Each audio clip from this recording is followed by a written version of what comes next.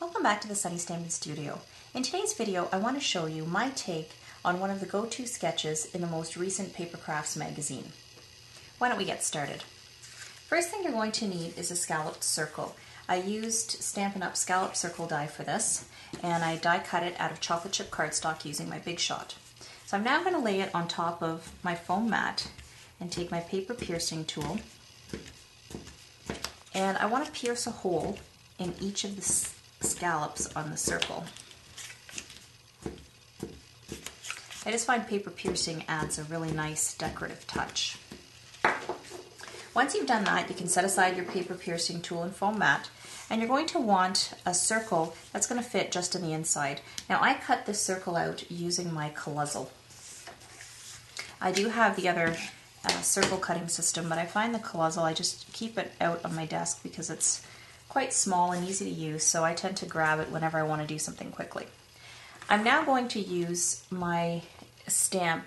I think the stamp that it's from is called Full of Life, and I'm going to ink it up in chocolate chip ink. Now before I do that, I just want to align my imaging sheet from my Stampin' jig on my circle so that I know where I want to stamp my greeting. So I'm going to ink up my stamp in chocolate chip, tuck it into my Stampin' jig, and then stamp straight down and straight up.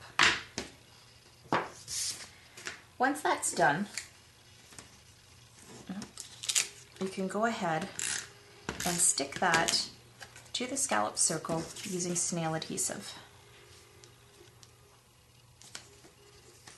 Now I believe the diameter of the big circle of the scallop circle is about 3.5 inches. So the white circle is about 3.25 inches.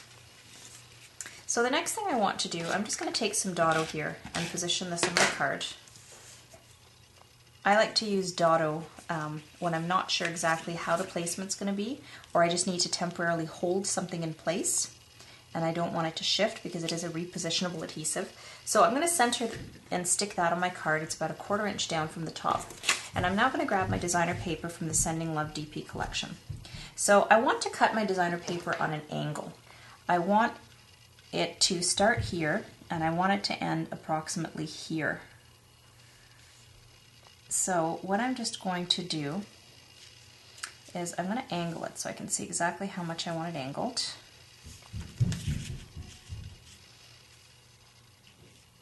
So I just want a slight angle. So I'm going to make a little mark on my grid paper, and I'm going to make sure that my pink cardstock here does not shift, so that I'm going to place this back on here, and I'm going to make a pencil mark approximately where I want it cut.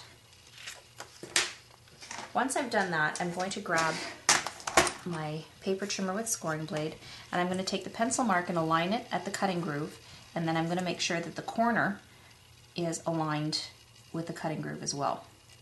Now once you've done that, you want to carefully hold it in place so it doesn't shift, and then use your blade to cut across.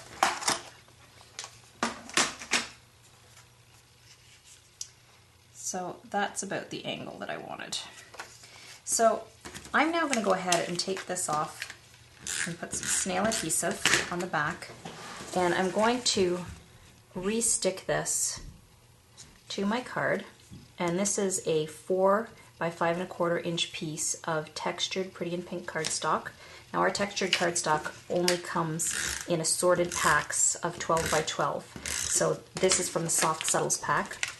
And I'm going to take my DP, this is from the Sending Love DP collection that's currently in the Occasions Mini catalog, and I'm going to center and stick this along the bottom. So there you can see it's now at an angle. So I'm now going to need my chocolate chip satin ribbon, and I'm going to cut it in a piece that's about 1 inch longer on either side.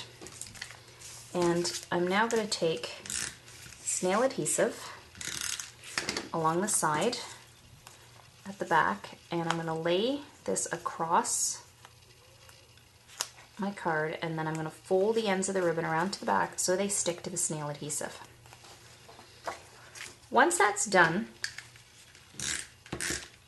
you can go ahead and stick this card to your card front. Now I'm using a 4 1/4 by 11 inch piece of Barely Banana cardstock, folded in half to create a 4 1/4 by 5 inch card.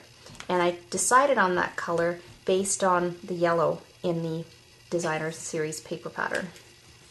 So then you can stick that on.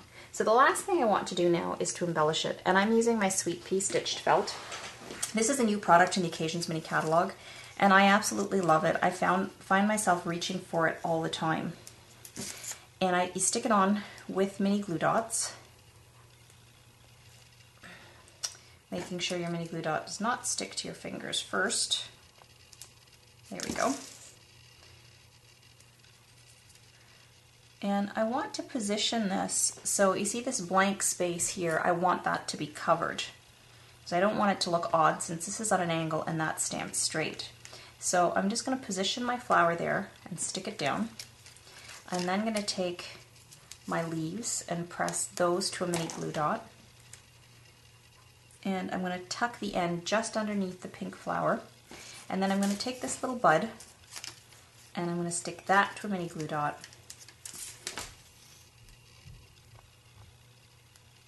And I'm going to position that right there. And there you have it. Your card is all done. A quick, simple, very pretty spring-like card. Well, I hope you enjoyed today's tutorial, and I look forward to stamping with you again.